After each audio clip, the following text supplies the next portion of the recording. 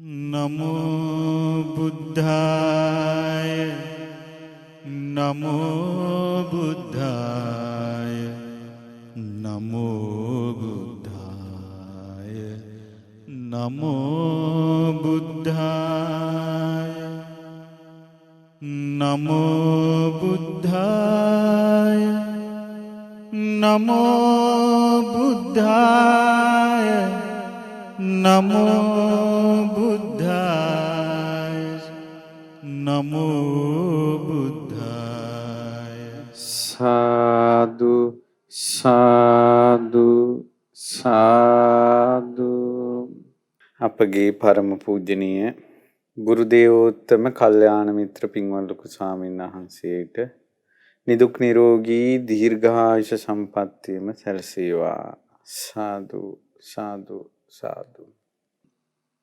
පින්තුනි, වේවැල්දුව ඥාන විමලාරාම විහාරස්ථානයේ අද මේ ධර්ම දේශනාව පැවැත්වෙන්නේ වේවැල්දුව ඥාන විමලාරාම විහාරාධිපති තෙම්පත් අඹන්විට ඥානදජ ස්වාමිපාදයන්න් වහන්සේට නිදුක් නිරෝගී සුවපත් භාවයේ පතමින් අපි අවසර ගන්නවා. ඒ වගේම වැඩමවා වදාළ ගරුතර මහා සංඝරත්නය ඇතුළු ඒ මහා සංඝරුවන නිදුක් නිරෝගී දිගාසිරි සම්පත් ලබත්වා කියලා සාදු කියන්නේ.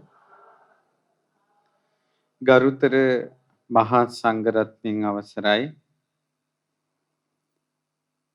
මේ විහාරස්ථානයේ ඒ වගේ මේ ප්‍රදේශයේ පුරාවටත් ලංකාව පුරාත් බොහෝ ශාසනික මෙහෙවරක් කළ අපවත් වී වදාළ ගම්පහ දිසාවේ ප්‍රධාන අධිකරණ සංඝනායක තෙම්පත් ශ්‍රී ඥාන විමලාරාමාධිපති ආචාර්ය අතිපූජ්‍ය උයන්වත්තේ ඥානාලෝක නාහිමිපාණන් වහන්සේ වැඩ හිටපු විහාරස්ථානය මෙම විහාරස්ථානයයි.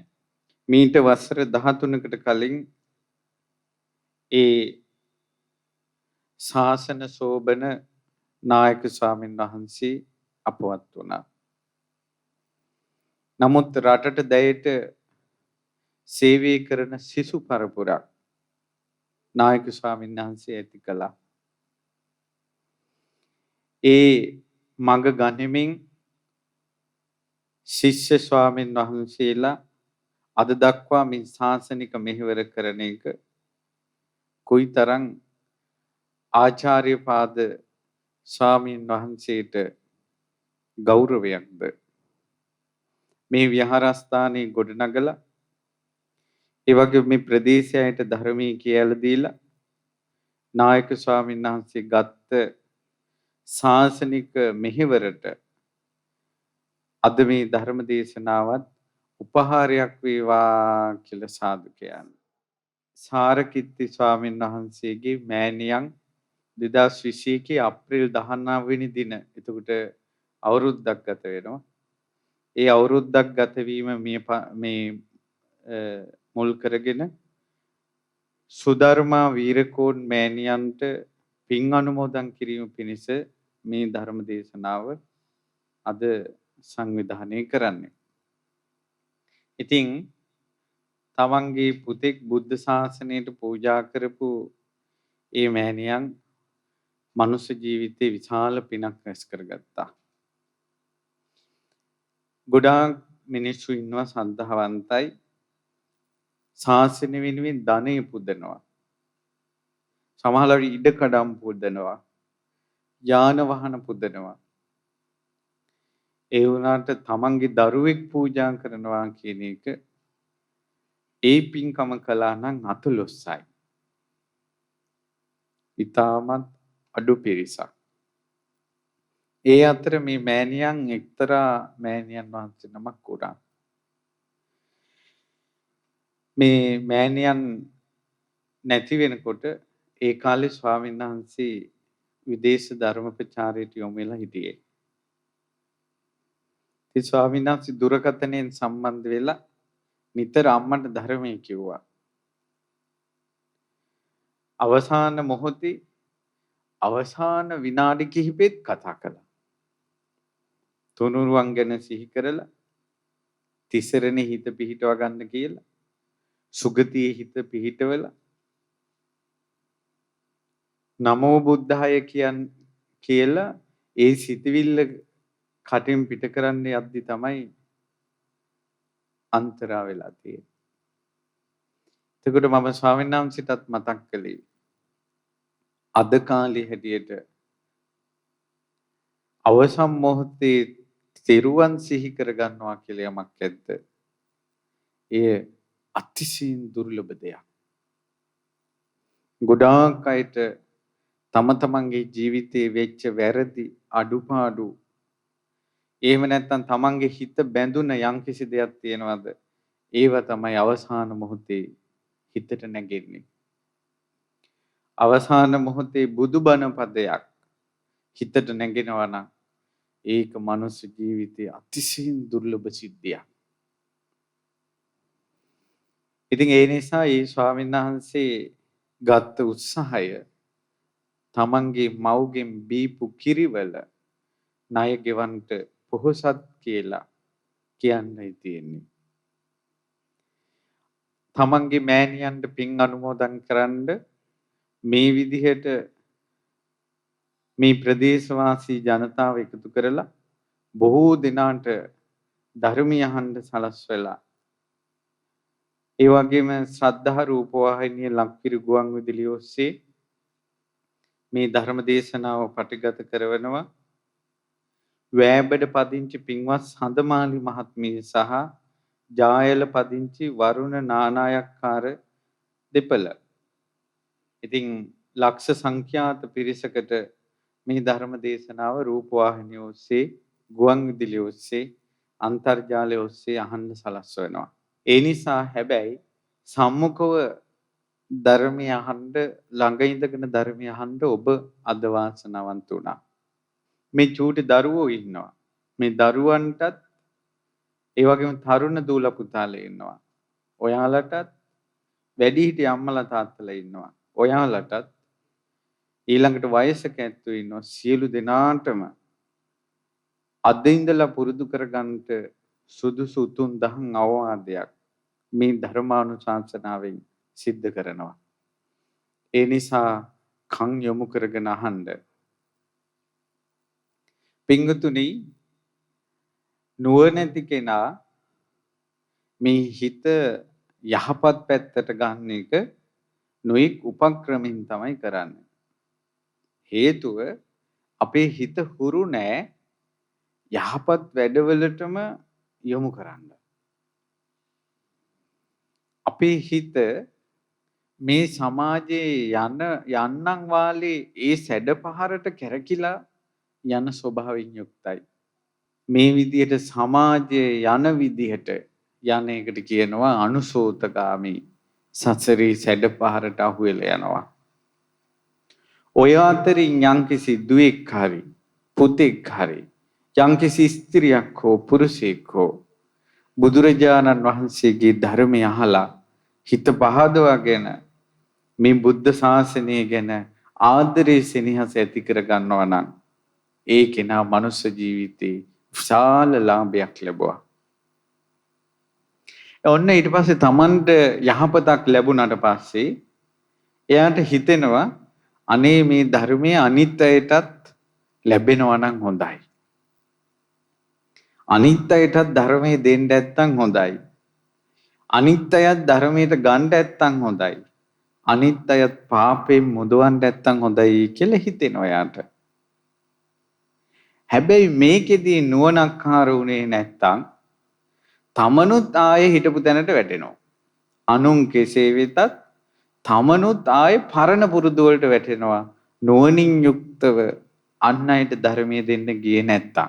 ඒක හොඳට තේරුම් කරලා විස්තර කරන්නම් ඉදිරියට. උපක්‍රමශීලී වෙන්න ඕන තමන් ධර්මයේ පිහිටන්නත් අන් අයට ධර්මයේ දෙන්නත්. මේ කාරණාව විස්තර කරන්න මං ඉස්සර වෙච්ච දෙයක් කියන්නම්. ඒ තමයි බුදුරජාණන් වහන්සේ වදාලා සත්පුරුෂයාට පුළුවන් නොයෙක් උපක්‍රම වලින් අන් අයට යහපත සලසවන්න. මීට බොහෝ කාලයකට කලින් අතිශයින් ඈත අතීතයේ මහා බෝධිසත්වයෝ රජ කුලයේ ඉපදුණා. ඒ රජ කුලයේ ඉපදිලා දැන් රාජකුමාරයා පිරිපුන් යෝන් වියට පැමුණුණා. රාජපුත්‍රයාගේ දක්ෂතා ගැන සතුටු වුණ පිය රජුරෝ පුතාට යුව රජකම දුන්නා. දැන් අවුරුදු 16ක 17ක විතර තරුණ රාජකුමාරයා යුව රජුරෝ. ඒ කාලේ ඒ ප්‍රදේශයේ ඒ රාජ්‍ය තුල මිනිස්සු මොනෝhari කටයුත්තක් කළොත් අපි කියමු අලුතෙන් ගෙදරක් හදනවා නම් බිලි පූජාවක් තියලා දෙවියන්ට බාර වෙලා ඒක කරන්නේ.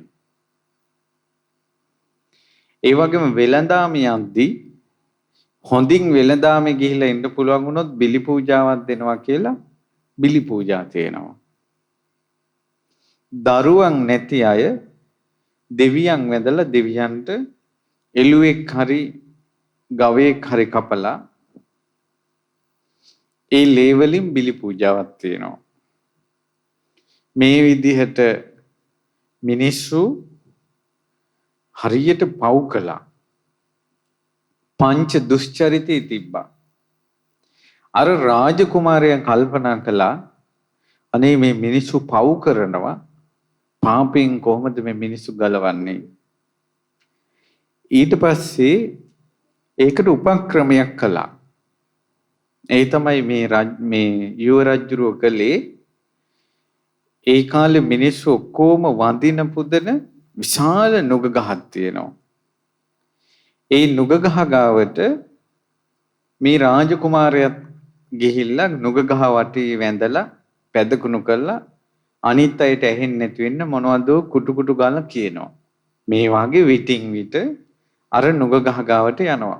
ඊට පස්සේ මොකද උනේ? ඔන්න පස්සේ කාලේ පියාගේ ඇවෑමෙන් රජුරෝ රාජකුමාරයා රජ වුණා. රජ වුණාට පස්සේ ටික කාලයක් යනකොට රජුරෝ රාජ සභාව කැඳෙව්වා.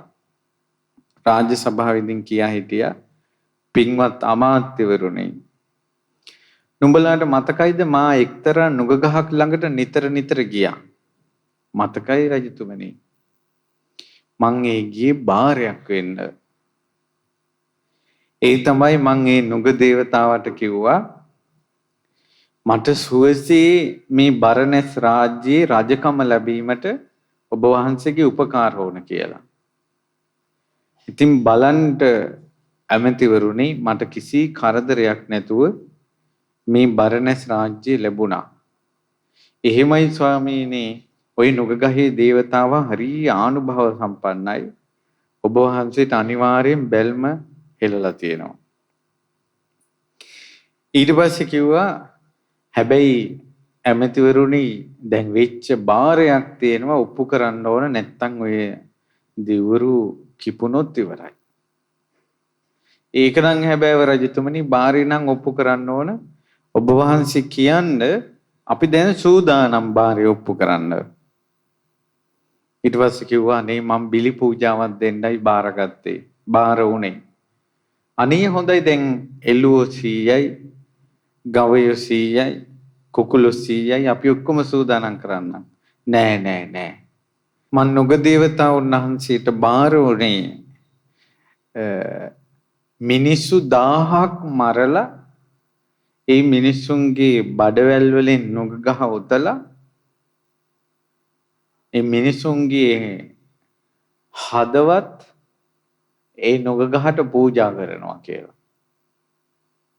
දැන් අර ඇමතිවරු හොඳටම බය වුණා. හැබැයි මං ඒ බාරෙට ගන්නේ යම් කිසි කෙනෙක් ප්‍රාණඝාතය කරනවද? ඒ හොරකම් කරනවද? වැරදි කාමසේවනය කරනවද? බොරු කියනවද? මත්පැන් මත්ද්‍රව්‍ය පාවිච්චි කරනවද? මේ පංච දුෂ්චරිතේ කරන මිනිස්සු 1000කගේ බඩවැල් තමයි නුග ගහ වටා ඔතන්ට මම බාර උනේ. ඇමතිවරුනේ මට ඒ බාර ඉක්මනින් ඔප්පු කරන්න ඕන. ඒ නිසා දැම්ම රටේ අනබෙර යවන්න අද ඉඳලා යම්කිසි කෙනෙක් සත්තු මැරුවොත්, හොරකම් කළොත්, වැරදි කාමසේවනය කළොත්, බොරු කිව්වොත්, මත්පැන් මත්ද්‍රව්‍ය පාවිච්චි කළොත් අන්න ඒ වගේ 1000ක් බිලි පූජාවට ඕන වෙලා තියෙනවා. රජතුමාට බාර දෙන්න කියලා අනබෙර යවන්න කිව්වා. පින්වතුනි මේ ලෝක සත්වයා දමණය වෙන්නේ ධර්මයට නෙවෙයි බහුතරය නීතියට බයටයි දමණය වෙන්නේ. දඩ ගෙවන්න වෙයි ජීවිත හානියක් වෙයි කියලා මේ ලෝකේ වැඩිපුරම බලයට තමයි නීතියට පණ රැක ගන්න තමයි දමණය වෙන්නේ. ධර්මයට දමණය වෙන්නේ ඊටමත් අතලොස්සයි. පින්පව් විශ්වාස කළ දමණය වෙන්නේ අතලොස්සයි. ඊට පස්සේ මොකද උනේ? ඔන්න අනබෙර ගැහුවා අපේ මහරජුරුව අහවල් වනස්පති නුග වෘක්ෂයට දේවතාවා කෙරෙහි මිනිස් බිලි 1000ක් දෙන්න බාරයක් වෙලා තියෙනවා. අදපටන් ප්‍රාණඝාතයේ යෙදෙන කෙනෙක් වෙත්නම්, සොරකම් කරන කෙනෙක් වෙත්නම්, වැරදි කාමසේවනය කරන කෙනෙක් වෙත්නම්, බොරු කියන කෙනෙක් වෙත්නම්, මත්පැන් මත්ද්‍රව්‍ය පාවිච්චි කරන කෙනෙක් වෙත්නම් ඔවුන්ගේ බඩවැල් වලින් නොග වෘක්ෂයේ වෙලන්ට වෙච්ච බාරේ තියෙනවා. එවැනි කෙනෙක් හිටියොත් වහා රජතුමාට බාර දිය යුතුයි කියලා අනබෙර ගැහුවා. එදා ඉඳලා එකෙක්වත් දැන් සත්තු මරන්නේ, හොරකම් කරන්නේ, වැරදි කාමසේවනය කරන්නේ, බොරු කියන්නේ, මත්පැන් මත්ද්‍රව්‍ය පාවිච්චි කරන්නේ. 12 යතුන් මුළු බාරාණසියම ඒ රජතුමා ඉන්න තාක්කල් පංචශීලයෙන් යුක්ත වුණා කියනවා.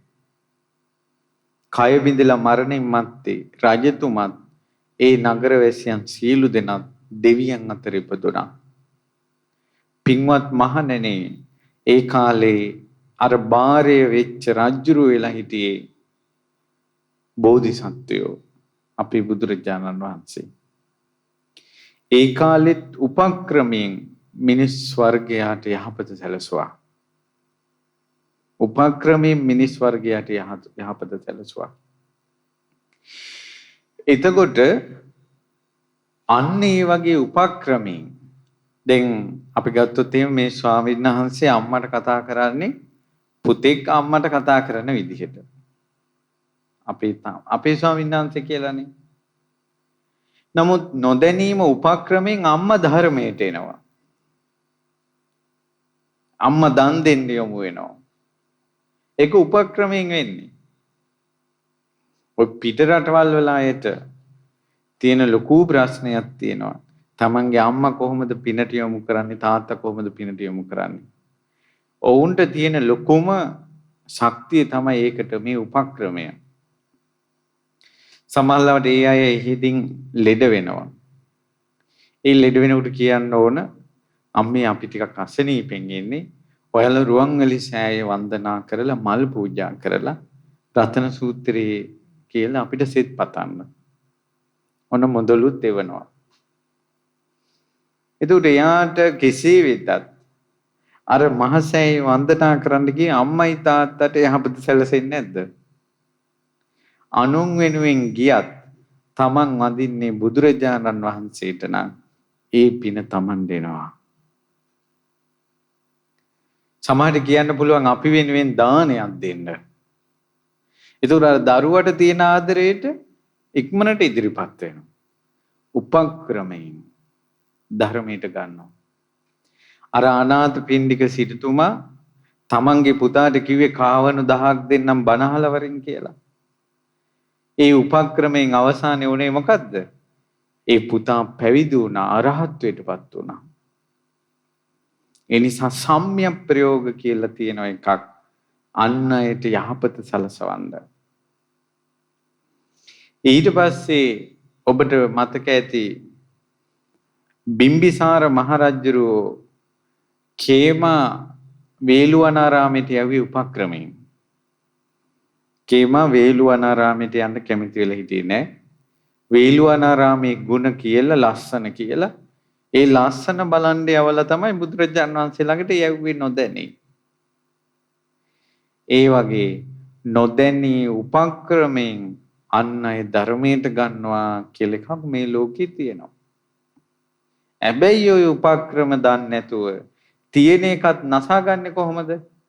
ඔන්න සමහර වෙලාවට දුවේකට හරි පුතේකට හරි මේ ධර්මයේ ගැන ආසයි තියලා එයා මොකද කරන්නේ? අනේ ධර්මය අපි අවබෝධ කරගන්න ඕන කියලා උදේ ඉඳලා හැන්දෑ වෙනකල් බණ අහනවා. එතකොට ඔන්න අම්මා පොඩ්ඩක් විපරම් කරනවා, තාත්තා පොඩ්ඩක් විපරම් කරනවා. බලනකොට මොම් පොත් බලන්නේ බණ අහනවා. ගෙදරම ගිනි ගන්නවා ඊට පස්සේ. දැන් කුටු කුටු ගන්නවා මෙයා බලන්නේ මේ මහාන වේද දන්නේ මොකක් වේද දන්නේ ඔළුව අප්සෙට් ගිහිල්ලාද දන්නේ. ඊට පස්සේ අර බණ කියපු ස්වාමීන් වහන්සේලාටත් බනිනවා. දැක්කද යාට වැරදුනා. ඒකෙන් උනේ තමන්ට බණ අහන එකත් වලකිනවා. අර දෙමව්පියෝ ධර්මයට එන එකත් වලකිනවා. ඒ නිසා යාගේ අධ්‍යාපනයේට මුල් තැන දීලා ලැබෙන විවේකයෙන් නුවණින් යුක්තව ධර්මය අහන්න කාලය යොදව ගන්නවා නම් එයා තමාටත් ධර්මයේ හැසිරෙන්න අවවාද ගන්නවා. ගෙවල් වල අයටත් පව් සිද්ධ කරවන්නේ නැහැ. මට මොන ගිහිල්ලා තියෙන තරුණ ළමයි මේ ඉස්කෝලේ යන ළමයි ධර්මයට ආසයි තියලා අපි පුහුණු වෙන්න ඕන මේ සීලය කියලා සමහර වෙලාවට රැයට කන්නේ නැහැ. ඒතර බුදුරජාණන් වහන්සේ රැයට නොකා ඉඳීම අටසිල් සමාදන් වුණ දවසට මාසෙට එක වතාවක් වදාළේ. දැන් අර ළමයා කන්නේ නැහැ. ඒතර සතියක් දෙකක් යනකොට ළමයා ටික ටික කෙට්ටු වෙනවා. ඊට පස්සේ අම්මලා තාත්තලා ඇවිල්ලා කියනවා හාමුදුරනේ මේ බලන්නකෝ මේ ළමයා කෙට්ටු වෙලා. මේ බණ අහනවා වැඩි. අවසානයේ සීලෙටක් ගරහනවා. බුද්ධ ශාසනයටක් ගරහනවා. එතකොට මම මේ ළමයිට කියනවා බලන්න ඔයාලා ධර්මයේ හැසිරෙනවා කියලා දෙමව්පියන්ට පව් පුරවනවා. උපක්‍රමශීලී නැහැ. සමහර කාන්තාවෝ ඉන්නවා ධර්මය අහලා ධර්මය අහනකොට ඔන්න එයාලගේ තරුණ කාලේ වෙච්ච වැරදි අඩුපාඩු ඔක්කොම මතක් වෙනවා. මතක් වුණ ගමන් හිතෙනවා ඉක්මනට ගොඩාක් පින් කරගන්න නම් බඹසර සමාදන් වෙන්න ඕන කියලා එයා බ්‍රහ්මචාරී වෙනවා. ඒතර මේ බ්‍රහ්මචාරී කියන්නේ මොකද්ද කියලාවත් බැඳපු මිනිස්සයා දන්නේ නැහැ. දැන් මෙයා තමයි ඒක හිතලා හදාගත්තේ. ඔන්න gedara අවුලක් හදාගන්නවා. ඊට පස්සේ අර මිනිස්සයා පන්න යනකල් බයිනවා බුද්ධ ශාසනයට. අර gedara නෝනගේ තියෙන කල්පනාවේ දුර්වලතාවය, ප්‍රඥාවේ දුර්වලතාවය, උපක්‍රම නොදැනීම. එක ලස්සනට ස්වාමියාත් එක්ක කතා කරලා තේරුම් කළා පිනගෙන කියලා උපෝසතේ මාසයකට වතාවක් උපෝසත දවසට සීලේ පිරිසුදු කරගෙන එහෙම ක්‍රමානුකූලව යන්නේ නැහැ. කලබල වෙන නිසා උපමාවකුත් තියෙනවා කලබලයට කොරස් කටෙත් අත දා ගන්න බෑ කියලා. විශාල කටක් තියෙන කොරහටත් අත දා ගන්න බැරුව යනවා කලබල වුණාම. මේ සාමාන්‍ය ලෝකෙත් එහෙමනම් කලබල වෙලා මේ බුදුරජාණන් වහන්සේගේ ශාසනය දියුණු කරන්න අමාරුයි. නුවණින් යුක්තවම දියුණු කරන්න ඕන. ඉතින් මේ විදිහට ඊළඟට තව ඉන්නවා. තව සමහර වෙලාවට අම්මලා ධර්මය අහනවා පින් කරනවා කියලා ඔන් ටීවී එක දාගෙන බණ අහනවා. රේඩියෝ එක දාගෙන බණ අහනවා. මුන්දලට උයන්න අමතකයි දැන්. ඒතර ගෙදර ළමයි ඉන්නවා වෙලාවට කන්න බලාගෙන. මහා එවුන් උයලා නැහැ. ඊට පස්සේ අර බඩගින්න එන ගානේ කියන්නේ මේ කෙහෙල් මල් කියලා පටන්ගෙන බුද්ධ ශාසනයට බනිනවා. මට දවසක් මුණ ගැහුණා මහාන වෙලා සිවුරු ඇරපු කෙනෙක්. එයාගේ අම්මා ওই විදිහට ටීවී එක දාගෙන දිගටම බණ අහනවා. ඉතින් කොල්ලා කොයි හරි වැඩකට ගිහිල්ලා එකට දෙකට ඇවිල්ලා කන්න එතකොටත් උයලා නැහැ. අම්මා බණ අහනවා. ඉතින් අම්මට හොඳටම බැනලා මාත් එක්කත් වැරදි කිව්වා අම්මගේ. මං කල්පනා කළේ මහාන වෙලා සිවුරු ඇරපු කෙනාටත් ඒක නුරුස්සනවා නම් සාමාන්‍ය අයට කොහොමදත් මේක වරොත්තු දෙන්නේ නැහැ. අම්මලාගේ වැරදි. බුදුරජාණන් වහන්සේ පවුල් අවුල් වෙන තැනට ධර්මයේ දේශනා කළේ නැහැ. අල්ලා ගන්න කෙනයි වැරදියට අල්ලාගත්තේ. පැහැදිලිද? පංචශීලයක් රකින්න තියෙන්නේ. ඒ පංචශීලය මනාව රැක්කනම් ඒ කොයිතරම් සාන්ත දෙයක්ද? තව විශේෂ කාරණාවක් මේත් එක්කම කියලා දෙන්න මම කල්පනා කළා. අර උපක්‍රමශීලීව බාරයක් වෙලානේ දැන් රටම සූපත් කළේ. මට හිතුණා මේ බාර ගැනත් පොඩ්ඩක් කියලා දෙන්න ඕන කියලා. ඒ තමයි ගොඩාක් මිනිස්සු අපි ගත්තොත් 80ක් විතර මිනිස්සු බාර වෙනවා දෙයියන්ට. දරුවෝ වෙනුවෙන් ඒ වගේම ගෙවල් දොරවල් වෙනුවෙන් වෙළඳ ආයතන වෙනුවෙන් නොඑක් හේතු මුල් කරගෙන බාර වෙනවා. ඔයාලට බාර ගැන ටිකක් කියලා දෙන්න. ඒ තමයි එදා ගොඩාක් ඈත කාලේ අපි බුදුරජාන් වහන්සේ වෙච්ච සිද්ධියක් වදාලා. ගමේ මිනිස්සු ගොඩාක් බාර වෙනවා. එක්කෙනෙක් බාර වෙනවා මගේ අහවල් කටයුත්ත සිද්ධ වුණොත් මම මෙහි වගේ බිලි පූජාවක් දෙනවා.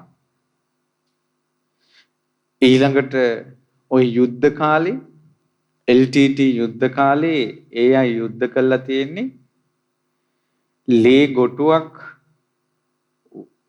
මේ එක දෙවි දේවතාවුන් වහන්සේලාට තියලා බාර වෙනවා. අද අපි මේ යුද්ධෙදි මෙච්චර මිනිස්සු මරනවා. ඒ වැගිරින ලේ කැපයි කියලා. ඉතින් මිනිස්සු එක විදිහට බාර වෙනවා.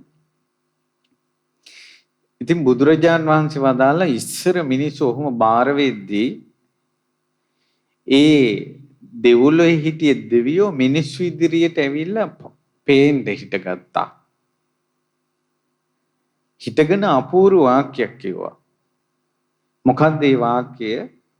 කියනවා මිනිසුනේ නුඹලා දැන් වෙළඳාමේ ගිහිල්ලා ඇවිල්ලා සතෙක් මරලා දැන් බාරේ ඔප්පුයි බාරෙන් නිදහස් කියලා නිදහස් වෙනවා. ඒ දෙවියා කියනවා නුඹලා අපෙන් නිදහස් වුණාට කර්මයෙන් නිදහස් වෙයිද? ලස්සන කාරණාවක්. කර්මයෙන් නිදහස් වෙයිද? දැන් උදාහරණයක් ගමු. ඔන්න තරහ ඇවිල්ලා කොයි හරි ගිහලා සීනි හරි මිරිස් හරි අඹරනවා. අඹරලා කියනවා මම මෙහෙම බාරයක් වෙනවා කොහොම හරි ඔප්පු කරන්න ඕන. මේ දේවතාවුන් නම් පිට වෙන්න ඕන. හරි. ඒ වැඩේ වුණා. කියන්නකෝ බාරෙත් ඔප්පු කළා. අර මිනිස්සෙක් වෙනුවෙන් වෛරෙන් ඒ මිනිස්යාගේ අතපය කැඩේවා පවුල වෙනසේවා කියලා ඒ ද්වේෂ සහගතව යා කියපු කරපු එකේ කර්මයෙන් එයාට නිදහස් වෙන්න පුළුවන්ද? බෑ. මම තව කාරණාවක් කියන්නම්. ඔයාලා කවුරුත් දැකලා තියෙනවා බලිතොවි ඔය පිදේනි හදලා මතුරන ඒවා. ඒකෙදී සමහර වෙලාවට කුකුලෙක් ගෙනල්ලා කුකුලගේ කර්මල කඩලා එයින් ලේ ගොටු තියලා ওই පිදේනි වලට හදනවා. ඊට පස්සේ ඕකෙන් මතුරලා අර ලෙඩා සුවපත් වෙනවා කියන්නකෝ. ලෙඩා සනීපයි කට්ටනියටත් ගාන දුන්නා. ඒ කටයුතුත් ඉවරයි. පිදේනියත් තුම්මන් අන්දියකට හරි සෝනකට හරි ගිහින් දැම්මා. තමන්ගේ සැපයක් වෙනුවෙන් තවත් සතෙකුගේ රුධිර ධාතුව ගත්ත කර්මය ඒකෙන් නිදහස්ද? ඒකෙන් නිදහස් නෑ. ඒක සනීප වෙන්නේ, ඒ කර්මයේ සනීප වෙන්නේ විපාකයක් දීලාමයි. විපාකයක් දීලාමයි. සමහර අය කියනවා බඩේ කැක්කුම ඇදුනට පස්සේ සුරාව පොඩ්ඩක් ගන්න. ඒතර සුරාව අරන් බඩේ කැක්කුම සනීප වුණා. නමුත් සුරාපානය කිරීමේ විපාක සනීප වෙන්නේ නැහැ. පැහැදිලිද? ඒ නිසා පින්තුනි අපි මේ ලෝකෙට යමක් කියද්දි කරද්දි බාරහාර වෙද්දී පුද පූජා තියද්දී හිතට එන දේවල් කරද්දී මම මේ කරන දේ සංසාරෙට එනවා කියලා කල්පනාව තියෙන්න ඕනේ. නුවණැත්තා නිතර නිතර හිතනවා කියනවා මම මැරිලා කොහෙද යන්නේ කියලා. දැන් මේ මෑණියෝ මැරුණා. දැන් මෙතන ඉන්නවද මීට අවුරුදු 100කට කලින් ඉපදිච්ච කෙනෙක්? මෙතන නෑ අවුරුදු 100කට කලින් ඉපදිච්ච කෙනෙක්. එහෙනම් දැන් හිතන්න මීට අවුරුදු 100කට පස්සේ තව අවුරුදු 100කින් අපි කවුරුවත්ම නැහැ. මින් චූටි දරුවෙක්වත් නැහැ දාට. අනිවාර්යෙන් අපි මැරෙනවා. ලෝකේ කෝටි 700ක් මිනිස්සු ඉන්නවා. ඔය අවුරුදු 100 ඇතුළත කෝටි 700ම මැරෙනවා. අපි කවුරුත් මැරෙනවා. ඒ මරණයේදී අපි කරපු කියපු දේවල් කරගහගෙන යන්න ඕනේ. සාධාරණ අසාධාරණ වෙනුවෙන් අපි කතා කරනවා. සාධාරණ අසාධාරණ වෙනුවෙන් කෑ ගහලා බැනලා දොඩලා වෛරයෙන් කටයුතු කරලා ගහ මරාගෙන ප්‍රශ්නේ විසඳෙනවා. ඒ ප්‍රශ්නේ විසඳුණාට අර වෛරයේ කර්මය මිනිසුන්ට පහර දුන්න කර්මය දොස්පරස් කියපු කර්මය කුණුහරුප කියපු කර්මය තමා පිටපස් වෙනවා. මේ ජීවිතේ ප්‍රශ්නේ විසඳෙනවා.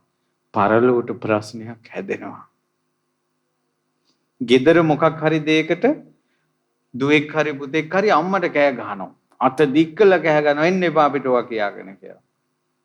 ඔන්න කෑ ගහපු නිසා යාන්තම් අම්මා ඒකට ඇඟිලි ගැහුවේ නැහැ. ප්‍රශ්නේ විසඳුණා. ඒ ප්‍රශ්නේ විසඳුණාට අම්මට කෑ ගහපු අම්මට අතපය දික් කරපු කර්මය සංසාරෙට එනවා. ඒක විසඳෙන්නේ. තව ළමයි ඇවිල්ලා කියනවා යාන්තම් මම බොරුවක් කිව්වා ඒකෙන් ගැලවුණා යාන්තම් 99න් ගැලවුණේ මම බොරුවක් කියපු නිසා ගැලවිලා ආවා කියනවා. බොරුවක් කියලා මේ ජීවිතේ ගැලවුණාට බොරු කියපු කර්මෙන් ගැලවෙන්න බෑ. බොරු කියපු කර්මෙන් ගැලවෙන්න බෑ. ඒ නිසා එක එක්කෙනාගේ ප්‍රශ්නවලදී හදි හුනියම් කිරීම, අනවින කිරීම, කොඩවින කිරීම ඒ වගේ ප්‍රශ්නේ විසඳුණා කියලා. ඒ කර්මෙන් ගැලවෙන්න බෑ. ළඟදී පුතෙක් ආවා. ඒ පුතාට මං හිතන්නේ වයස අවුරුදු 20ක් විතර. ගෑනු ළමෙක් එක්ක සම්බන්ධයක් තිබිලා ඒ සම්බන්ධේ නැති වෙලා පස්සේ මෙයා කොහේ හරි ගිහිල්ලා ඒ කෙල්ල යාළු කරගන්න මතුරනවා. දවස් ගාණක් මතුරනවා. දැන් අර කෙල්ල සිහි විකල් වෙලා වගේ දැන් මෙයා පැත්තට හැරෙනවා. හරි. ඔන්න දැන් ප්‍රශ්නේ විසඳුණා කියන්නකෝ. අහිංසක කෙල්ලෙකුට වින කිරීමේ කර්මයෙන් නිදහස් වෙනවද? එක්කිනෙකුට වින කළොත් එක්කෙනෙකුට බන්ධන කළොත් සංසාරේ ආත්ම භව 10000 ගාණක් තමන්ට වින වදිනවා. තමන්ට බන්ධන වදිනවා. තමන් බන්ධන වලට අහු වෙනවා. කොහොමද? ඒ නිසා මම මේ කරන දේ මේ ජීවිතේ ප්‍රශ්නේ විසඳුණාට පරලොව ප්‍රශ්නේ කොහොමද කියලා මොහොතක් කල්පනා කරන්න. මැරුණට පස්සේ මට මේකෙන් ගැලවිල්ලක් තියෙයිද? හැම දෙයකදීම කල්පනා කරන්න. සමහර ප්‍රශ්න විසඳෙනවා ප්‍රාණඝාතය කළා. මිනිස්සු ප්‍රශ්න විසඳ ගන්නවානේ සතුරව මරලා. සතුරා මැරුවට පස්සේ යාළගේ ප්‍රශ්න විසඳුණා. නමුත් මේ ජීවිතේ ප්‍රශ්න විසඳුණාට ප්‍රාණඝාතක කර්මයෙන් එයාට විසඳුමක් නැහැ. සමහර ප්‍රශ්න විසඳ ගන්න පුළුවන් හොරකම් කරලා. දැන් කුසගින්නේ ඉන්නකොට දරුවෝ අම්මලා තාත්තලා විද්‍යාවක්ම නැති වුණොත් හොරකම් කරලා හරි කන්න බොන්න දෙනවා. අනේ යාන්තම් ජීවිතේ ගැට ගහගත්තනේ. ඒ ප්‍රශ්නේ විසඳුණාට පරලොව ඔන්න ස්වාමියා හරි බිරිඳ හරි අනාචාරය දෙනවා. මිනිස්යාට බොරුවක් කියලා බිරිඳට හරි ස්වාමියාට හරි ගානට චාටුවෙන් ඒක වහලා දානවා. 99න් බේරුණා. එහෙම බේරුණාට පරලෝක කර්මයෙන් බේරෙයිද?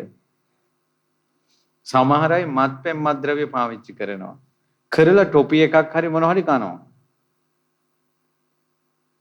සුද්ධනා වගේ ඇවිල්ලා ඉන්නවා. අහෝනේ නැහැ. එහෙම අහු නොවුනාට කර්මයේ විපාකෙන් පැනලා යන්න බෑ. අහු වෙනවා ඒකට. මේ කියන දේ හොඳට තේරුම් ගන්න. ඒ නිසා යමක් කියනකොට කරනකොට මේ ජීවිතේ ප්‍රශ්න විසඳෙනවා වගේම මැරිලා යන ලෝකයක් ගැන හිතන්න. ඔයාලගේ ජීවිතවල මේ චූටි ළමයිනොත් තරුණ දූල පුතාලටත් අම්මලා තාත්තලාටත් මේ කියන්නේ ලෝකයාම නොදන්නා තමන් විතරක් දන්නා රහස් කොච්චර තියෙනවද? අම්මා තාත්තවත් දන්නේ, යාළුවෝවත් දන්නේ. ඔක්කොම වහලා ස්වාමියාත් දන්නේ, බිරිඳත් දන්නේ. අපි කොච්චර දේවල් හංගගෙන ඉන්නවද? අපි එහෙම හංගගෙන හිටියට ওই රැස්ුණ කර්මේ විපාකේ හංග ගන්න බෑ. ඒක එනවා. ඒක එනවා. ඒ නිසා මැරිලා අපි ඉපදෙනවා කියලා නිතර කල්පනා කළොත් අපේ ජීවිතේ අඩුපාඩු හැදෙනවා. අපේ ජීවිතේ වෙනස් වෙනවා. මිනිස්සු දිහා බලලා තීරණ ගන්න එපා. ඇයි එහෙම කියන්නේ? අරයත් කරනවා. අර කට්ටිය හොඳට ඉන්නේ. අපිට තමයි කරදර කියලා බාහිර අයගෙන් තීරණ අරගෙන තමන්ගේ ජීවිතේ තීරණය කරන්න එපා. ඒකට මම බුදුරජාණන් වහන්සේ වදාළ අවවාදයක් සිහි කරන්නම්. බුදුරජාණන් වහන්සේ පාටලී ගාමිනී කියන ගෘහපතියට වදාලා ගාමිනී කවුරු හරි කිව්වොත් එහෙම අපි කර සත්තු මරණ එකේ විපාක මේ ජීවිතේ ඔක්කොටම එනවා කියලා ගාමිනී ඒ කතාව මුසාවක්. ඇයි ගාමිනී හොඳට ඇඳලා පැළඳලා සැප විඳින මිනිස්සෙක් ඉන්නවා. එතකොට අනිත් අය අහනවා අර මිනිස්සයා කොහොමද ඔච්චර සැප සම්පත් ලබා ගත්තේ? එතකොට කියනවා ඔය මිනිස්සයා රජ්ජුරුවන්ට විරුද්ධව හිටපු කෙනෙක් මැරුවා. රජ්ජුරුව සතුටටපත් වෙලා මෙයාට ධනය දුන්නා. එහෙනම් එයා සැප විඳින්නේ ප්‍රාණඝාතයක් මුල් කරගෙන. තව මිනිස්සෙක් අත් දෙක පිටට මේ පිටිපැත්තට තියාගෙන කසෙන් තලතලා මරන්න ගෙනියනවා. සුදු මිනිස්සු තව කෙනෙක් අහනවා අර මිනිස්සයා ඇයි අර දඬුවමට ලක් වෙලා? ওই මිනිස්සයා මේ රටේ අහිංසක මිනිසෙක් මරලා. ඒ නිසා ඔහුට මරණීය දඬුවම නියම වුණා. ඒකට දෙන්නම කරේ ප්‍රාණඝාත. එක්කෙනෙක් ඒක නිසා රාජ ප්‍රසාද ලබා ගත්තා. තව කෙනෙක් රාජ දඬුවම් ලබා ගත්තා. ඉතින් ගාමිනී පව් කරන එකේ සත්තු මරණ එකේ දුක් විපාක මේ ජීවිතේ ඔක්කොටම එනවා කියලා කිව්වොත් ඒක මොසාවක්. දැන් මම මේ කියන්නේ ඔයාලට දකින්න ලැබෙනවා සත්තු මරලා සැපසේ ජීවත් වෙන මිනිස්සු. එතකොට මෙයාලා කල්පනා කරනවා අපි මඳුරුවෙක්වත් මරන්නේ අපිට තමයි කරදර. අර මිනිස්සු අර බලන්න ෆාම් එකක් කරනවා. කොකුලෝ මරනවා, ඌරු මරනවා. ඉතින් මේ මිනිස්සු යසට ඉන්නවනේ වාහන තියෙනවා. තට්ටු තුනට ගේ හදලා තියෙනවා. පුතාලා පිටරට ඉතින් යසට ඉන්නවනේ. අපි මැස්සෙක්වත් මරන්නේ අපි කොච්චරම අපි ඉතින් පෝලිං වල තමයි කියලා කියනවා. පින්වතුනි ලෞතුරා බුදුරජාණන් වහන්සේ වදාළේ අනුශාසනාව ගැන සද්ධාව ඇති කරගන්න. සියලු දෙනාටම තමන් කරන කර්මයේ දුක් විපාක එන්නේ නැහැ මේ ජීවිතේම. මැරිච්ච ගමන් එන්නේ. කොච්චර දූලා පුතාලා ඇතිද ජීවිතේ වරද්දාගෙන. හැබැයි හොඳට ඉගෙන ගන්නවා. සාමාන්‍ය පෙළට A9, උසස් පෙළට A4යි. විශ්වවිද්‍යාලේ සෑම උපාධියක්ම ඉහළ රස්සා. හැබැයි චරිතේ නසාගෙන. හැබැයි සමාජයේ ඉහළටම ගිහිල්ලා. ඉතින් මේ ජීවිතේ සැපසේ ඉන්නවනේ. පව්කම් වල දුක් විපාක හැම කෙනාටම එන්නේ මේ ජීවිතේ. මරුණට පස්සේ. ඒ නිසා අරයත් ඒ වැඩේ කරලා සන්තෝෂෙන් ඉන්නවා. මං කළාට මොකද කියලා අනු උපමාවට අරන් තමන්ගේ වැරද්දට ලකුණු දාගන්න එපා. කවුරු කළත් මරණින් මත්තේ විපාක එනවා. ඔන්න හොඳට කාලා බීලා ඇඳලා ඉන්න මිනිස්සෙක් ඉන්නවා. ඒ මිනිසයා ඔච්චර සැප සම්පත් විඳින්නේ ඇයි කියලා කෙනෙක් අහනවා. එතකොට අනිත් එක්කෙනා කියනවා රජතුමාට හතුරු වෙච්ච සේනාවක් හිටියා. මෙයා ඒ හතුරු මැදට පැනලා හතුරන්ගේ සියලු වස්තුව හොරකම් කරගෙන ආවා. රජතුමා සතුටු වෙලා මෙයාට ධනෙ දුන්නා. අන්න එයා දැන් සැප විඳින හොරකම් කරපු නිසා. හොරකම් කළා සැප විඳින මිනිස්සු කොච්චර ඉන්නවද? හැබැයි ගමක ගොඩක් අහිංසක මිනිස්සු පොල් ගෙඩියක් කඩනවා. මොකක් හරි දෙයක් හොරකම් කරනවා. මේක අල්ලා ගන්නවා. CCTV කැමරා තියෙනවා. අල්ලා ගන්නවා. අල්ලාගෙන තඩි බාලා හතර හන්දි කඩලා හිරේ දානවා. දැන් එක්කෙනෙක් හොරකම් කරලා සැපසී ඉන්නවා. තව එක්කෙනෙක් හොරකම් කරලා හිරේ විලංගු වැටුණා. බුදුරජාන් වහන්සේ වදාලා ඔන්න ඔය කාරණාව නිසා හොරකම් කරන සියලු දෙනාම මේ ජීවිතේ දුක් විඳිනවා කිව්වොත් ඒක මොසාවක්. එයි මං දැන් මේ කාරණාව මතක් කළේ. හොරකම් කරලා හොඳින් ඉන්න මිනිස්සු පේනවා. එතකොට අපිට හිතෙනවා මේ මැරෙන්නේ පස්සේනේ. අර පේන්නේ හොරකම් කරලා යසට ඉන්නේ. යාන වාහන ඇර, ගෙවල් දොරවල් අරගෙන, හදාගෙන සැපසේ ඉන්නේ. දරුවෝ පිටරට. අපි තමයි මේ කිසි දෙයක් හොරකම් කරන්නේ නැත්තේ අපිටමයි කරදර.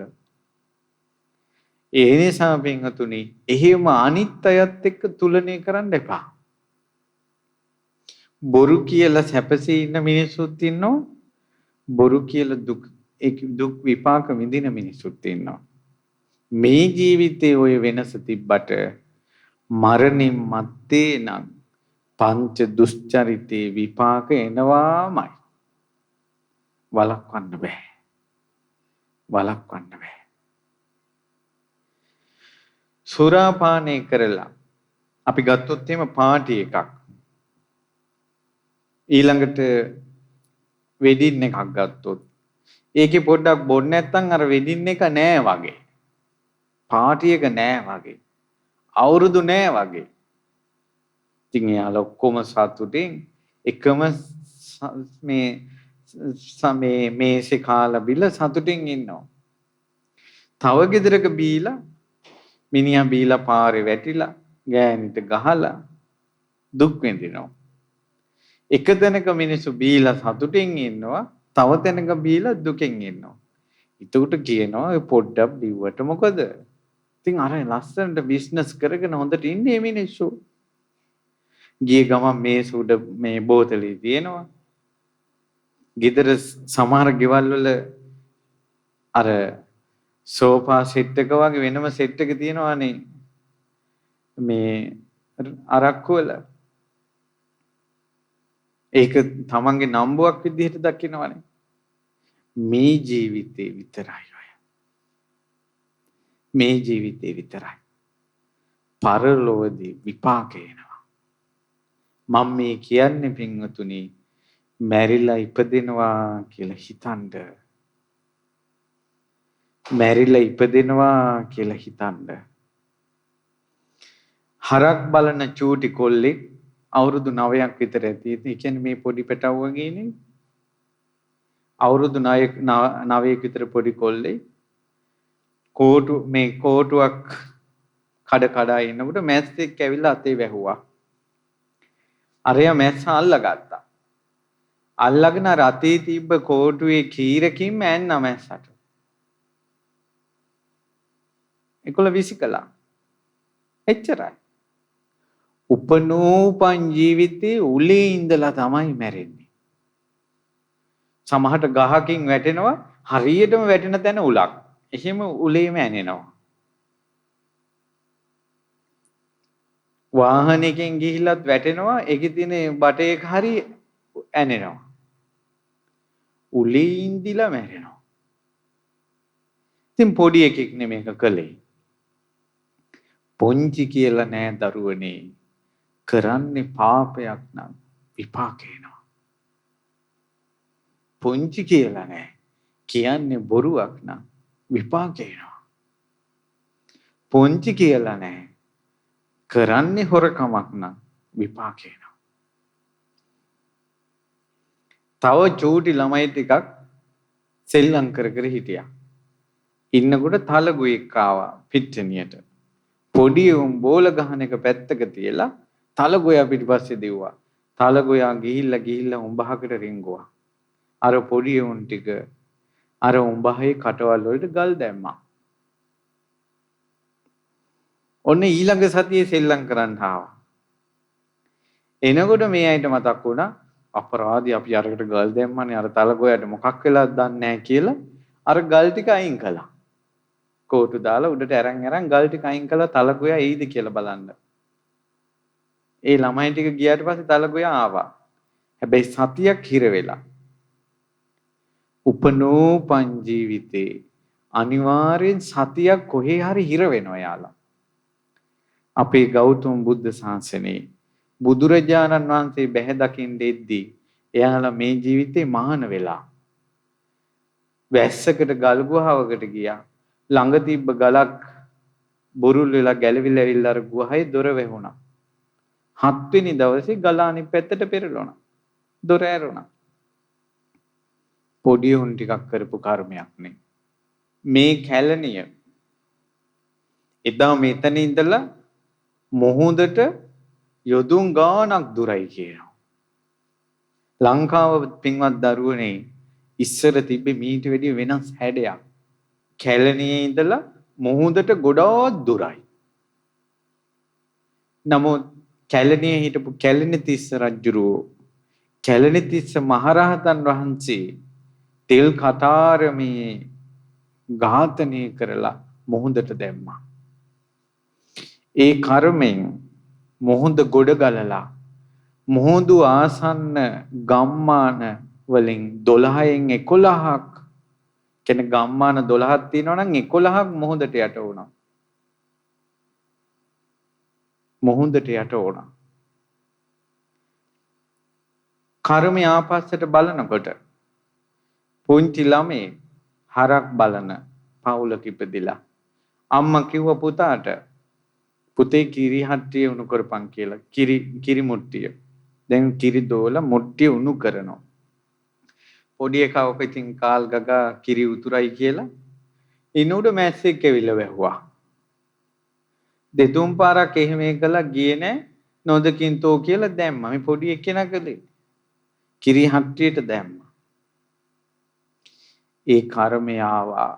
අරහත්ත්වයටපත් වෙලත් රාජ දණ්ඩන කියන ඒවා කොයිතරම් තිබුණත් රජතුමාගේ හිතට ආවේ තෙල් කටාරමේ තඹපා. ඊට පස්සේ මොහොතට දැම්මා. මැස්සෙක් කිරිහට්ටියකට දාලා තඹපු කර්මය මොහොතක් ගොඩ ගලලා රටක් යට වෙන තැනට එයි කියලා කවුද හිතුවේ? ඒ නිසා අපි අද කරන පුංචි කර්මය අනාගතේ ගොඩාක් අයට විපාක දෙනවා. ඒ නිසා සියල්ල දන්නා වූ සියල්ල දක්නා වූ බුදුරජාන් වහන්සේ වදාළේ ප්‍රාණඝාතය නම් කරන්න එපා කියලා. සොරකම නම් කරන්න එපා කියලා. වැරදි කාමසේවයෙන් නම් කරන්න එපා කියලා. ඊළඟට මත්පැන් මත්ද්‍රව්‍ය පාවිච්චි කරන්න එපා කියලා. අපි හිතමු වැරදි කාමසේවනයක් කරනවා. තමන්ගේ ස්වාමියා ඉඳිද්දි බිරිඳ ඉඳිද්දි වෙන අයත් එක්ක අනාචාරයේ හැසිරෙනවා. විවාහ වෙන්න කලින් අනාචාරයක දේවල් කරනවා. ඒකේ කර්මය තමයි නිරේ ඉපදෙනවා. එහෙම නැත්නම් ඒකේ අවශේෂ කර්ම විදියට මනුස්ස ලෝකෙ ඉපෙද්දී පෞල් ජීවිත කඩාකප්පල් වෙනවා. පෞල් ජීවිත කඩාකප්පල් වීම නිසා ස්වාමියා එක තැනක ඉඳලා විඳින දුක, බිරිඳ එක තැනක ඉඳලා විඳින දුක, අම්මා තාත්තා තැන් දෙකක නිසා දරුවෝ විඳින දුක, සමාජයෙන් විඳින නිന്ദා, අපහාස කොයිතරම්නම් ජීවිතෙන් ජීවිතයට යනවද? සුළු මොහොතක සැපයක් වෙනුවෙන් කරපු කර්මයෙන් ජීවිත කීයක් ඇස් වලින් කඳුළු වැටුණාද? කී දෙනෙක් විඳෙව්වද? ඒ නිසා සියල්ල දන්නා වූ සියල්ල දක්නා වූ බුදුරජාණන් වහන්සේ වදාලා වැරදි කාම සේවනය කරන්න එපා. මේ පාපේ ඉච්ඡ භයානක බවක් තියෙනවා. අපි පිළිගත්තත් නැතත් අද අපි කෑ ගහනවා. අද අපි ඕන දෙයකට සද්ද කරනවා. හාමුදුරුවරුන්ටත් බයිනවා. ඒකට අපි දන්නේ මේ සංඝයා අතර ගුණගරුක තෙරුන් වහන්සේලා සිටිනවා. ශාසනයට හිත පහදවාගත්ත බුදුරජාන් වහන්සේ සරණ ගියා ඉන්නවා. ඕනතරම් සංඝයා ඉන්නවා හදවත කරුණාවන්තයි. මිනිස්සු වෙනුවෙන් සේවය කරන්න කැමැති. Taman ලැබෙන දාන ටික උනත් මිනිස්සු වෙනුවෙන් දෙන්න කැමැත්තෙන් ඉන්න හාමුදුරුවෝ ඉන්නවා. මිනිස්සුන්ගෙන් කොයිතරම් කරදර කංකටොළු ආවත් පාන්තරයක් කරන් පාරට බහලා පිණ්ඩපාතේ වඩින්න කැමති මිනිස්සු ඉන්නවා. මේ සංඝයා ඉන්නවා. එවැනි සංගරුවනක් සිටින මොවෙන් බුදුබණ පද විතරක්ම කියන සංඝයා ඉන්නවා. එහෙම ඉදිද්දී මේ චීවරධාරියෝ කියලා පටන් ගත්ත ගමන් මේ කසාවතට ගරහපු ගමන් සංසාරෙම කසාවතක් දකින්නවත් වෙන්නේ නැහැ. ඒ කියන්නේ බුද්ධෝත්පාද කාලවල රහතන් වහන්සේ නමක් සංගරුවනක් ඉන්න තැනකවත් ඉපදෙන්නේ නැහැ. කසාවතට ගැරහීම කොහොමද? ඉතින් නිවන් දැකිල්ල කොහොමද එතකොට? මේ ජීවිතේ ප්‍රශ්නයක් විසඳා ගන්න කට තියෙන පළියට කෑ ගැහුවා. එදා අපේ මහ බෝධිසත්වෝ ඇතෙක් වෙලා ඉඳිද්දී සිවුරක් පොරවගත්ත වැද්දෙක් දල කපක් දිනොත් හොඬ වැල උස්සන්නේ නැතුව හිටියා සිවුරට ගරු කරලා. ඒ මහ බෝධිසත්වෝ අභිනිෂ්ක්‍රමණය කරන්න යන දවසේ බ්‍රහ්ම රාජයා සිවුර ගෙනත් දුන්න පොරවන්න. සුදුසුයි සංසාරෙම සිවුරට ගරහලා නැහැ. මගේ බුදුරජාණන් වහන්සේ පවා චීවරයට ගරහලා නැහැ.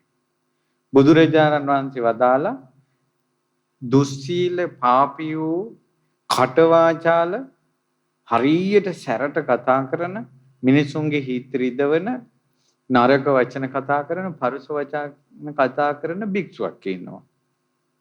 බුදුරජාණන් වහන්සේ වදාලා එයාට තියෙන උපමාව තමයි දෙපැත්ත කැපෙන කඩුවක් සිවුරෙන් ඔතලා තියෙනවා කියලා කියන්නේ එයාට කිව්වා.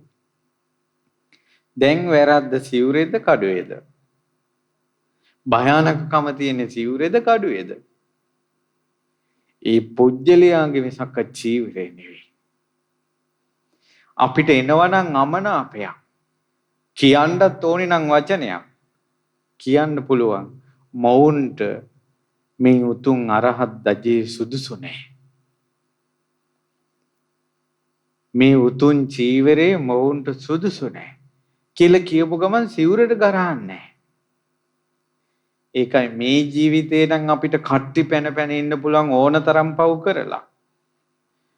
මරණ මොහොතේ මරණින් මත්තේ ගැලවෙන්න බෑ. ඒ නිසා මැරෙනවා කියන එක විශ්වාස කරන්න. මැරිලා උපදිනවා කියන එක විශ්වාස කරන්න. පින්පව් අපි පිටිපස්සේ එනවා කියලා විශ්වාස කරන්න. අනිවාර්යෙන් පින්පව් අපි පිටිපස්සේ එනවා. පින්පව් අපි පිටිපස්සේ එනවා. ඒ නිසා දැන හෝ නොදැන හෝ අපේ ජීවිතවල නොයෙක් අකුසල් සිද්ධ වෙනවා. ඒ කාරණාවේ මෙහින් ගැලවෙන්න තියෙන විකල්පේ තියෙන්නේ බුදුරජාණන් වහන්සේගේ ශාසනයමයි. දැන් අද මේ දහම් අවවාදයේ ලබලා වෙනදට වැඩිය දැනුණා නම් ඇත්තනේ මේක මේ ජීවිතේ ප්‍රශ්නේ විසඳුණාට පරලෝ විසඳෙන්නේ නැහැ නේ මේකෙන් කියලා. පැහැදිලිනේ? එහෙම දැනුණා නම් ඒක දැනුනේ අහපු නිසා. ඒතට පවක් විදියට අහලා තිබ්බට පස්සේ අපි අතින් වෙන්නේ පව් 10ක් නම් අඩුම තරමේ එකක් දෙකක් හරි අඩුවේ.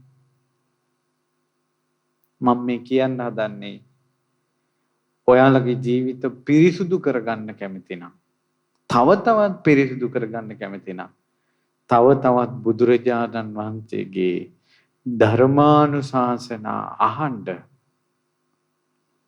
බුදුරජාණන් වහන්සේ ලබා දුන් අවවාද අහන්න.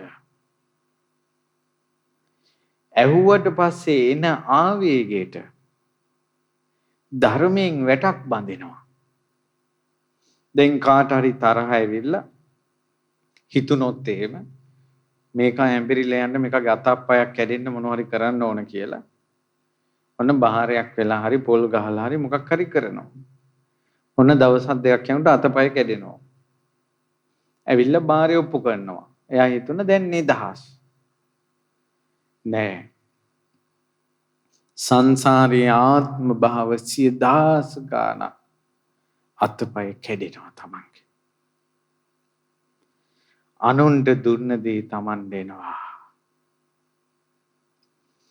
ගොඩාක් මේ අසාධාරණී රජේන ලෝකේ අසාධාරණයට අයුක්තියට පුරුදු වුණ මේ ලෝකේ හොයන් දෙපා පින්වතුනි යුක්තිය. හොයන් දෙපා සාධාරණය. බුද්ධ වචනයක් තියෙනවා. ඒ තමයි සාධාරණේ විහඤ්ඤාන්ති කියලා. සාධාරණේ හොයන්න ගියොත් වෙහෙස විතරක් ඉතුරු වෙනවා කියලා. ওই බණපදේ මතක තියාගන්න. සාධාරණේ විහඤ්ඤාන්ති. සාධාරණේ හොයන්න ගියොත් වෙහෙස විතරක් ඉතුරු වෙනවා කියලා. සාධාරණේ යුක්තිය හොයන්න ගිහිල්ලා ගොඩාක් අය අතින් පව් සිද්ධ වෙනවා. වෙහෙස විතරයි ඉතුරු වෙන්නේ කියලා ඒ අවවාදෙ හිතේ තියාගෙන ඉවසන්න පුරුදු වෙන්න. ඉවසන්න පුරුදු වෙන්න. මැණික් නැති බොරළු වැලි පොළොවක මැණික් හොයන්නේ කොහොමද? සඳුන් නැති වනයක සඳුන් හොයන්නේ කොහොමද? සඳුන් නැති බව දැනගත්තා ගමන් හරි. මේ ලෝකේ සාධාරණයක් නැති බව, යුක්තියක් නැති බව දැනගත්තාම හරි. ඒ නිසා මේ ලෝකික ප්‍රශ්න විසඳන්න බැරි වුණාට තමන්ගේ හදවතේ තමන්ගේ ජීවිතයේ ප්‍රශ්නවත් විසඳගත්තොත් ඒක ලොකු දෙයක්. මැරෙන වෙලාවේ සැනසille මැරෙන්න පුළුවන්. නැත්තම් පින්වතුනි චිත්‍රපටිය වගේ අනිවාර්යෙන් තමන් කරපු දේවල් මැවි මැවි පේනවා. ඔබම චෙක් කරන්න. ඔබම හිතන්න. ඔබ දවසක් ඔබගේ කාමරයට වෙලා ඔබගේ ඇඳ උඩ ඔබ උඩු බැලිය අතට නිදා ගන්න. නිදාගෙන මොහොතක් කියන්නේ නිදා ගන්නවා කියන්නේ ඇලවෙනවා. ඇලවිලා මං කරපු ගියපු දේවල් හිතනවා කියලා හිතට හිතෙන්න ආරෙන්න. දැන් බලන්න ඔයාලට මතක් වෙන්නේ හොඳ දේවල්ද නරක දේවල්ද කියලා. මෙච්චර බුදු කෙනෙක්ගේ ධර්මයේ අහද්දින් දැන් පවා තමන්ගේ අතින් සතෙක් මෙරිලා තියෙනවා නම් හොරකම්ක් කිරිලා තියෙනවා නම් බොරුවක් කියවිලා තියෙනවා නම් ඒකම එනවා දැන් පවා. මේ බණහත් දෙනොත් ඔය අත්වලින් දන් උයා දන් පූජා කළා තියෙනවා. ඔය අත්වලින් ගණන් කරන්න බැරි තරම් මල් පූජා කරලා තියෙනවා.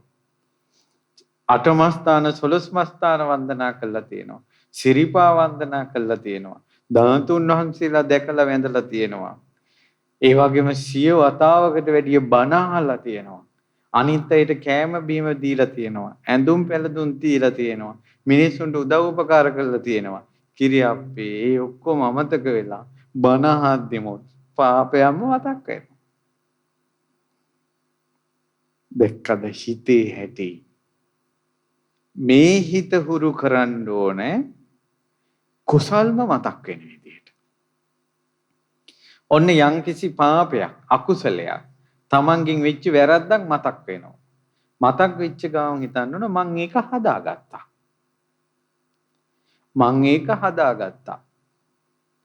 පින්වතුනි ගොඩාක් මිනිස්සු අසරණ වෙලා ලෙඩ වෙලා මරණාසන්න වුණාට පස්සේ මිනිසුන්ගේ ජීවිතවල වෙන දේවල් අපි අහලා තියෙනවා දැකලා තියෙනවා. ගොඩාක් මිනිසුන්ට සමහරලාට මැරිච්ච පරාණකාරයෙන් ඇවිල්ලා තම තමන්ගේ ලෝකවලට කතා කරනවා. මැරිච්ච ඥාතින් පෙනී ඉන්නවා. ඒ වාගේ වෙලාවට මොකද කරන්නේ? චිත්‍රපටිය වගේ පේනවා, කෑ ගහනවා, ඇඟ දනවෝ කියනවා. මොකද කරන්නේ? අවසානයේ සිහි කල්පනාව නැති වෙනවා. මේ හොඳට හිටලා ලොක්කෝ වගේ හිටපු මිනිස්සු අවසාන කාලේ ඇඳේම කක්ක කරගන්නවා, මුත්‍රා කරගන්නවා. දැන් ඔය ලෙඩැඳේ ඉන්න මිනිස්සුන්ගේ තරුණ ජීවිත ගත්තොත් කොහොම ලොක්කෝ වගේ ඉන්න ඇතිද? අනේ අවසන් මොහොතේ ඇඳකට වැටුණානේ. මිනිස්සු නහය වහගෙන ළඟට එනවනේ. ඒ කාලේ සෙන්ට් පවුඩර් ගහලා මිනිස්සු මැදින් යනකොට වෙනත් ගමනක් යන මිනිස්සුත් හැරිලා බලනවා අපේ සුවඳ කියලා. අවසානයේ තමන්ගේ ළමයි පවා නහය වහගෙන ළඟට එනවා.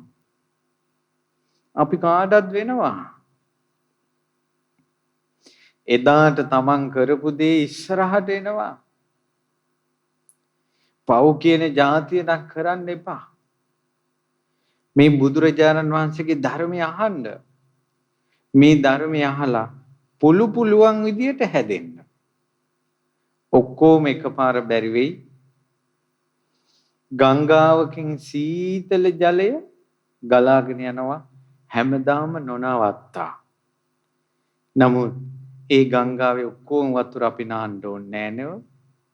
අපිට පුළුවන් තොටුපළකින් බැහැලා නා ගන්නවා. 11 ගොඩ එනවා. ආන්නේ වගේ බණක් කියනකොට ගොඩාක් දේවල් දහම් කරුණු කියයි. අටුමතරමේ එකක් හරි අපි පුරුදු කරගත්තොත් කොයිතරම් හොඳද? අපි ඒක මුලින් ඉඳලම පුරුදු කරගත්තා නම් දැන් වෙනකොට අපි ධර්ම දේශනා 100 ගාන 100ක් අහලා නම් අපේ ජීවිතේ අඩුපාඩු 100ක් අපි හදාගන්න. පැහැදිලි නේද? ඒ නිසා පින්වතුනි හිත හුරු කරන්ඩ පරණ වැරදි මතක් වෙද්දී ඒක අමතක කරන අභ්‍යාසයේ පුරුදු වෙන්න. මං දැන් හැදිලා ඉන්නේ. මං ඒව දැන් කරන්නේ. අන්න ඒ හුරුව අවසාන මොහොතේ නරක දෙයක් මතක් වුණොත් ඉක්මනට සිතවිල්ලක් එනවා මං ඒකෙන් අත්මිඳුනා කියලා. වරදින් අත්මිඳුනා කියලා සිහි කරන එක කුසලයක්ද අකුසලයක්ද? කුසලයක්. කුසල් සිතින් මැරෙන කෙනා නරක ලෝකේ යනවද සුගතිය යනවද? ආහන්න. තමන්ට වැරදිච්ච තැනක් කර්මානුරූපව පෙනුනත් හිත පුහුණු කරලා නම් ඒවා බැහැර කරන විදිහට එයාට අවසාන මොහොතේ රැකවරණයක් තියෙනවා. අනිත් එක අවසාන මොහොතේ රැකවරණයක් ලැබෙන තව එක්තරා අභ්‍යාසයක් තියෙනවා. ඒකට කියනවා ඉවසීම. එයාට ආයුක්තිය අසාධාරණ ඉදිරියේ ඉවසනවා. ගොඩක් ලෙඩ දුක් එද්දී ඉවසනවා. බඩගින්න පිපාස ඉවසනවා. එකපාරම ඇවිස්සෙන්නේ නැහැ. එකපාරම ඇවිස්සෙන්නේ නැතුව ඉවසන එකක් තියෙනවනේ. ඒ ඉවසන එකට ලෝකෙන් ලකුණක් ලැබෙන්න නොලැබෙන්න පුළුවන්. එයා ඉවසන කෙනෙක් කියලා කවුරුත් එයාව ඉස්සරහට ගන්නෑ. නමුත් එයා ඉවසන කෙනෙක්. නමුත් එහි ආනිසංසය තමයි ඉවසීමේ ආනිසංසය තමයි මරණ මොහොතේ කුසලයක් මතක් කරනවා. ඒ ඉවසීමේ දිට්ඨ ධම්ම වේදනීය විපාකයක් තියෙනවා.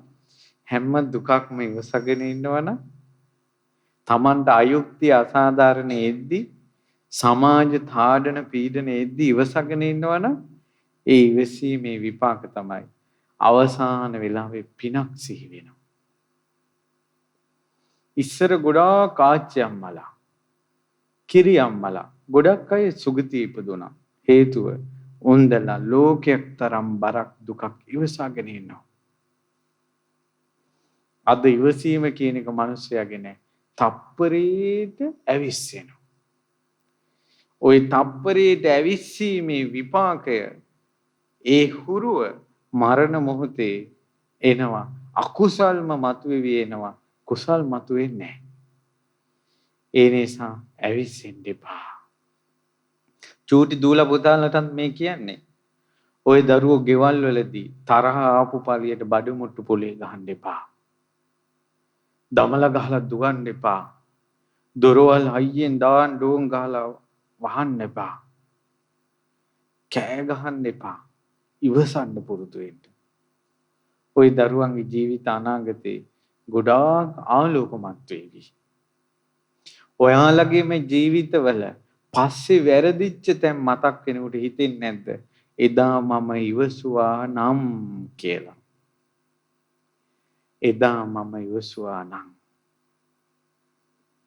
පෞල් ජීවිත කැඩිච්ච එදා ඒ දවසේ ඉවසුවා නම්. ඒ නිසා ඉවසන්න විදිහක්ම නැත්තම් ළමයි ගැන හිතලා හරි ඉවසන්න. මේ ළමයිට අම්මා තාත්තා කෙනෙක් ඕන.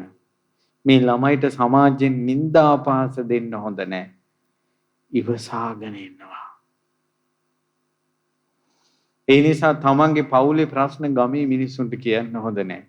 ඉස්සර ඇතුළත තිබ්බ ගිනි පිටතට දුන්නේ නැහැ. ඇයි තමන් බැඳපු බිරිඳගේ වැරද්ද පිටට කියනවා කියන්නේ උඩ බලාගෙන කෙල ගහ ගන්නවා. තමන් බැඳපු මිනිස්යාගේ වැරදි පිටට කියනවා කියන්නේ උඩ බලාගෙන කෙල ගහ ගන්නවා. අම්මා තාත්තගේ වැරදි පිටතට කියනවා කියන්නේ උඩ බලාගෙන කෙල ගහ ගන්නවා. එහෙම යා ඉවසගෙන ඉන්නවා. එයා ඇවිස්සෙන කෙනෙක් නෙවෙයි. ඒ නිසා ඔන්න ඔය දහම් අවවාද ටික හොඳට මතක තියාගන්න. ඔන්න නැවත සිහි කරනවා. ඒ තමයි අපේ හිත ධර්මයට ගන්න තියෙන්නේ උපක්‍රමශීලීව. අන් අය ධර්මයට ගන්න තියෙන්නේ උපක්‍රමශීලීව.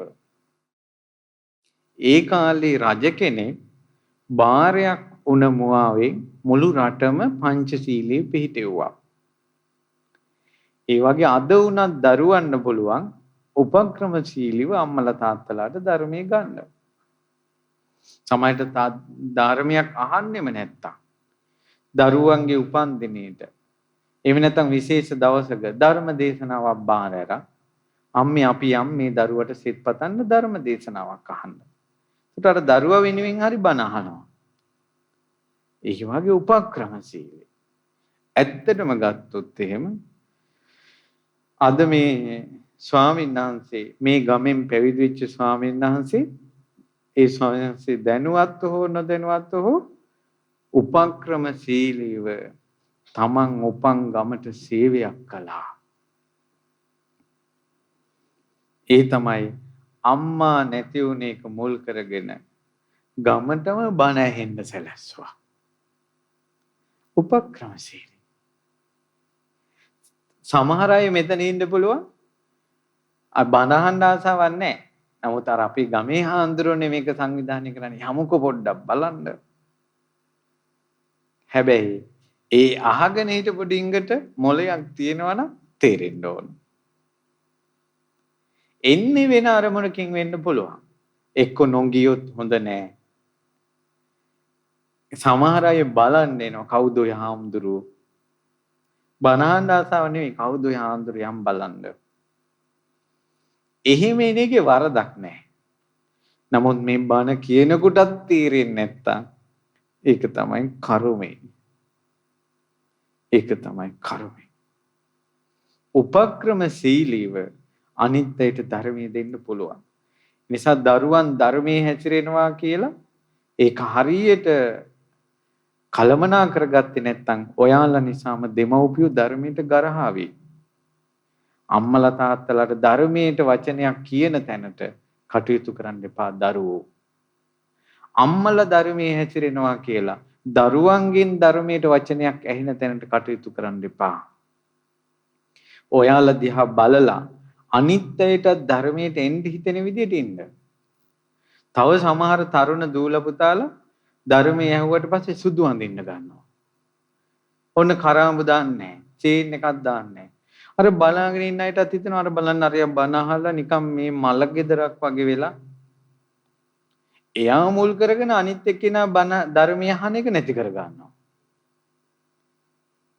බුදුරජාණන් වහන්සේ ලස්සනට ඉන්න එපා කියලා තියෙනවද? කනකර දාන එක පාපයක් කියලා තියෙනවද? ලස්සනට අඳින එක පාපයක් කියලා තියෙනවද? බුදුරජාණන් වහන්සේ මෙහෙම දේශනා කළා තියෙනවා. ඒ තමයි පිනට අනුව ලස්සනක් ලැබුණ කෙනෙකුට ඒ ලස්සනට ආහාරය තමයි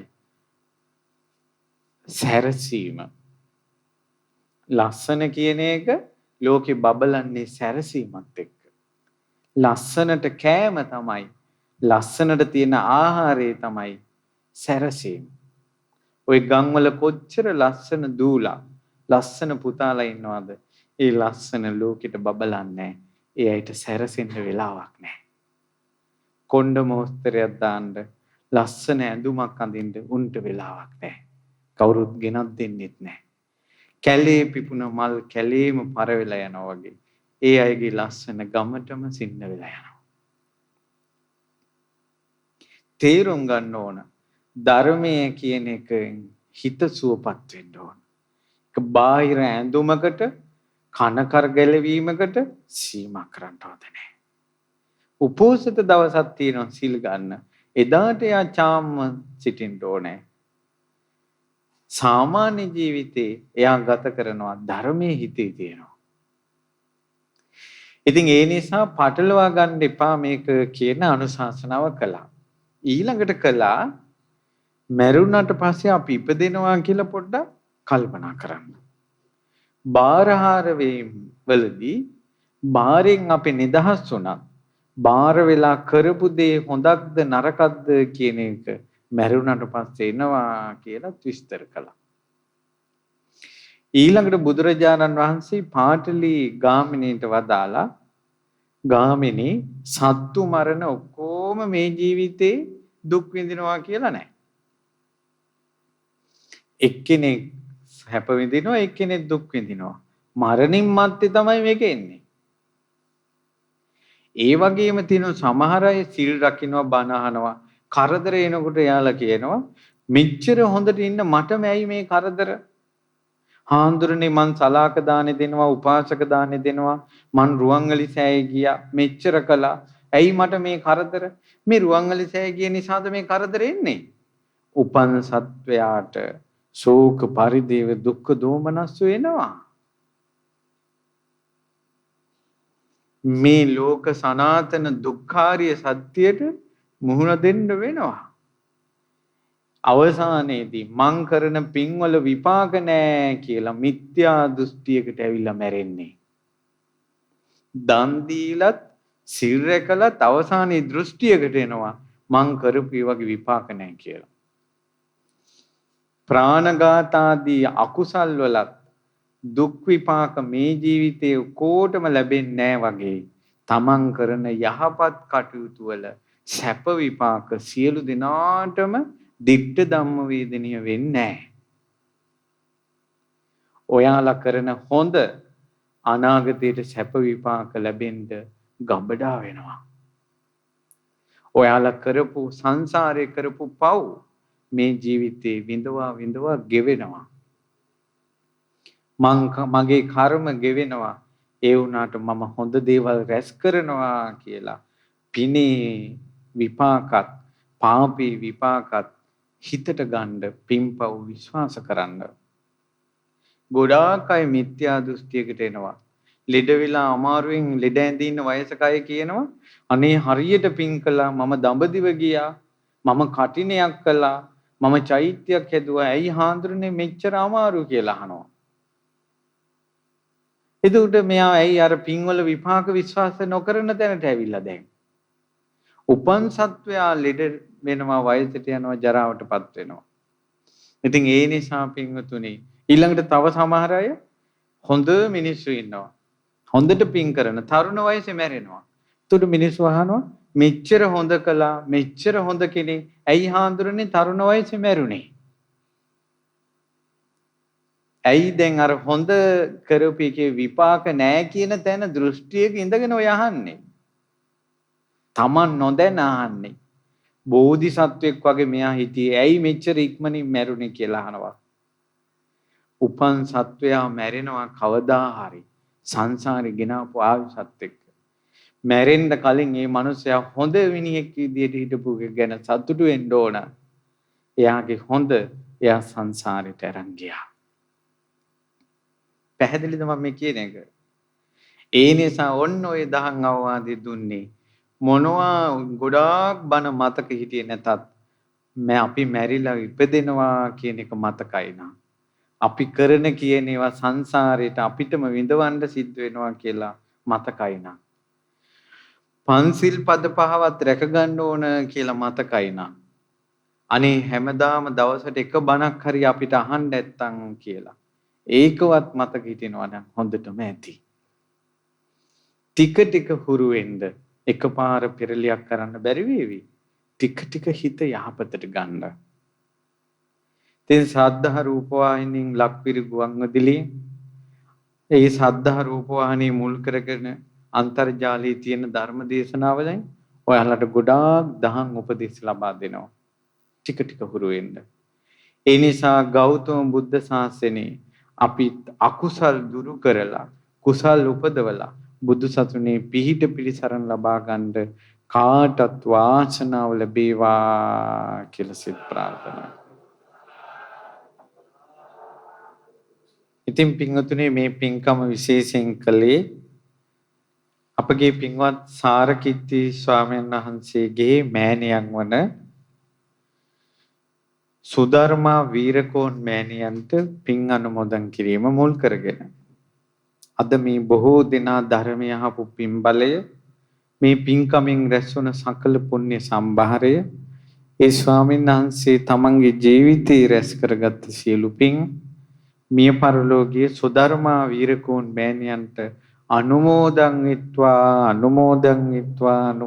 විත්වා පරලෝ සැපේ වේවා සත්පුරුෂ ඇසුරම සැලසේවා ඉක්මනින් සසර දුකෙන් නිදහස් වෙත්වා කියලා සාදු කියලා පින් දෙන්න. මෙවැනි වටිනා ධර්ම දේශනා නැරඹීමට ශ්‍රද්ධා YouTube channel එක subscribe කර සීනුව ලකුණ ඔබන්න.